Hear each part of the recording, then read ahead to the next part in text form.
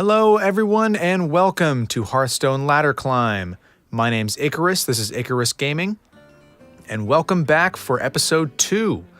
So this is a new series in which we will be taking a look at my gameplay footage as I try to climb all the way from rank, as you'll see in this, rank 16 up to legend in Hearthstone. Now, unlike episode 1, we're actually in ranked mode. You'll see I'm 16 there with 1 star, so we're going to get ready to climb up.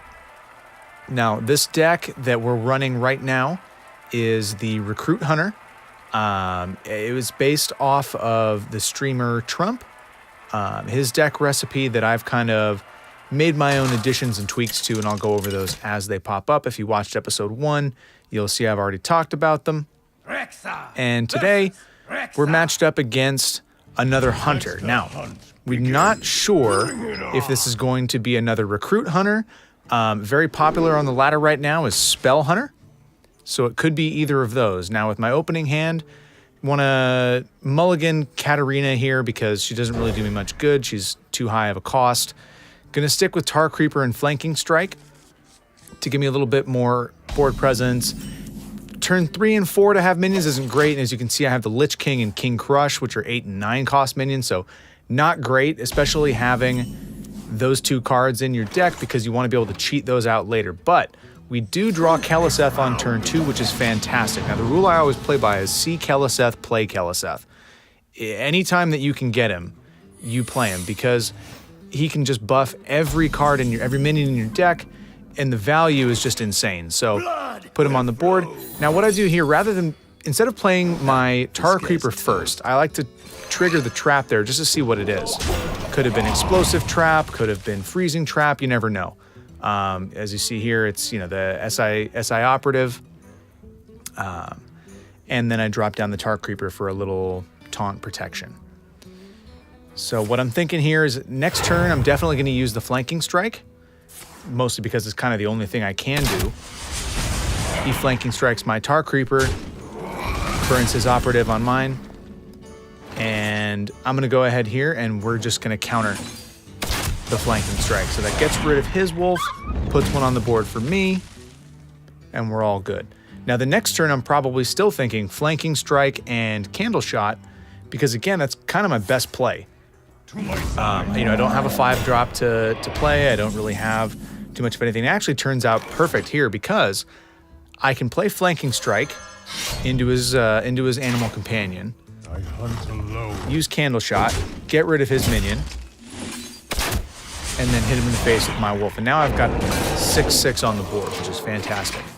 I always, as a rule of thumb, I always do try to play for board control. I know there are decks that are built around, playing for the late game or using spells. Me, I always like to have minions on the board. That's just the way I like to play, is around my minions. So now, there's not really a good play that we have here. Just gonna go Hero Power, hit face with Wolf, and wait for the next turn where I can play Silver Vanguard and cheat out. At this point, it would be one of my Charged Devilsaurs or Kathrena, because the Lich King's in my hand, and the deck only runs 3 8-cost minions. This is his Hero Power, although I do still have a significant health advantage on him here. And so now we definitely want to get the Silver Vanguard out because we have one of the 2 Charged Devilsaurs in our hand here, and there's always a chance that I could draw it on the next turn, which would not be great. That effectively renders my Silver Vanguard useless, because the whole point of this deck is to cheat out your big minions for some big time burst damage. So he's going to do Arcane Shot here, use his minion to trade into mine, which is actually great for me because it pulls out my Charged Devilsaur. Now he plays Deathstalker Rexxar here. It's going to do 2 damage to my Devilsaur, which isn't the end of the world. It's fine. We're okay here. I now can hit him with that, and we're okay. Decided to play the Lich King because of the extra card generation, and he doesn't have anything on the board. Playing Charged Devilsaur there doesn't really help me too much because he can't attack that turn anyway.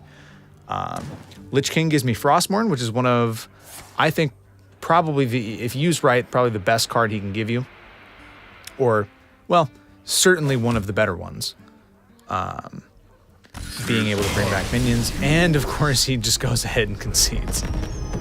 So, we just apparently had too much threat on the board. He wasn't ready for it.